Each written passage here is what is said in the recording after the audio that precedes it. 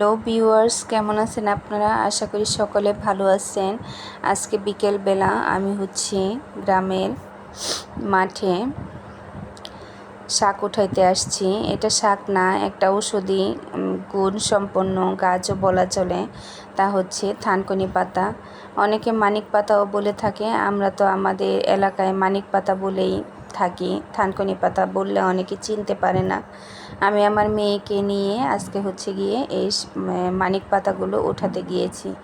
তো মেয়েকে কোলে নিয়ে থানকুনি পাতাগুলো উঠাচ্ছি। আমার মেয়ে কিন্তু বয়স কম, মাত্র 2 বছর বয়স, কিন্তু ওকে কিন্তু এই পাতাটা আমি খাইয়ে থাকি। প্রায় সময় খেতে দেয়, অনেক সময় সবজি ভাতের সাথেও রান্না করে দিই। ও কিন্তু খুব সুন্দর করে এই পাতাটা খেয়ে থাকে। এই পাতা কিন্তু অনেক পুষ্টি সমৃদ্ধ এবং অনেক রোগ প্রতিরোধ করতে সাহায্য করে। এর অত গুণাবলী তা বলে শেষ করা যাবে না। কিন্তু দেখা যাচ্ছে দিন দিন এই পাতাগুলো, মানে থানকুনি পাতাগুলো হারিয়ে যাচ্ছে। এখন আর আগের মতো গ্রামের আনাচে কানাচে ফসলের জমিতে দেখা যায় না। আগে দেখা যেত কি, সবজি খেতে বা যে কোনো শাক সবজি লাগানো হয়েছে তার ফাঁকে ফাঁকে এই গাছগুলো হয়ে থাকতো। এখন হয়, কিন্তু অনেকটাই কম হয়, আগের মতো তেমন একটা হয়ে থাকে না। মানে দিন দিন এই জিনিসগুলো আমাদের কাছ থেকে কিন্তু হারিয়ে যাচ্ছে। এর এত পুষ্টিগুণ যা আসলে বলেও শেষ করা যাবে না। তারপরে আপনাদের সামনে আমি যেটুকু জানি ওইটুকু তুলে ধরছি।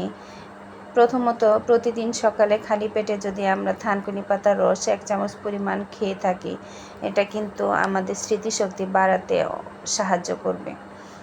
তারপর দেখা যায় কি, জ্বর হলে যদি আমরা এই পাতাটা খেয়ে থাকি তাহলে জ্বর কমাতে সাহায্য করে, গ্যাস্ট্রিক দূর করে থাকে, পেটের আলসার এবং মূত্রনালীর সংক্রমণ দূর করে থাকে, খুসখুসে কাশির জন্য খুব উপকার করে, আমাশয় ভালো করে থাকে।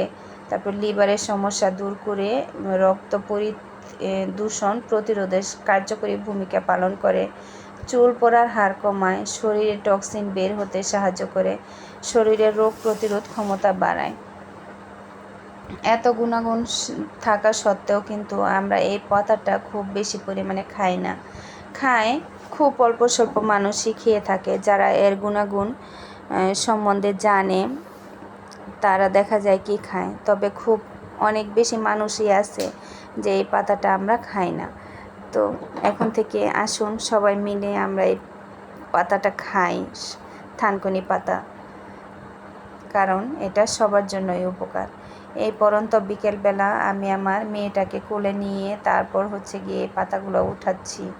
খুবই কষ্ট হচ্ছিল, তারপরেও ভালো লাগতেছিল কি, এটা মানে নিজের দেশের জিনিস।